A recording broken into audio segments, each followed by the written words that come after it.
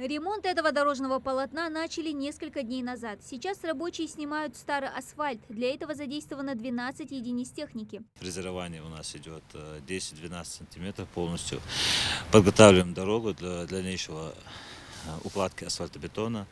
Мы планируем тут ущерение до 6 метров. Это очень опасный участок здесь в некоторых местах. Протяженность ремонтируемой дороги Джайрах-Арымхи 2 с лишним километра. Участок для автолюбителей непростой, а местами даже опасный, отмечает Адам Зейтов. Знает он это не только как рабочий, но и местный житель. Дорогу не ремонтировали больше 10 лет. Ямы и ухабы были не единственной проблемой. Из-за горной местности здесь часто происходит обвал грунта. Отсутствие барьерных ограждений создает еще одну опасность для автолюбителей. А из-за узости дорожного полотна проехать тут могла лишь одна машина.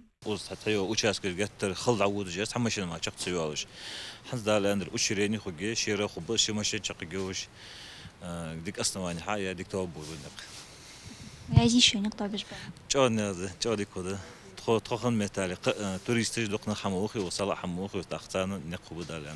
Все эти нюансы заметил и глава региона Махмуд Али Калиматов. Именно по его поручению начат ремонт дороги. Проводится реконструкция за счет местного бюджета. Ремонтом занимается подрядная фирма Льян Торг. Кроме укладки нового асфальта, тут планируют провести обширный фронт работ. Например, у нас в смете также заложено еще барьерное ограждение, знаки, дорожная разметка, расширение дороги, то есть горную местность будут расширять, делать подпорные стенки для безопасности.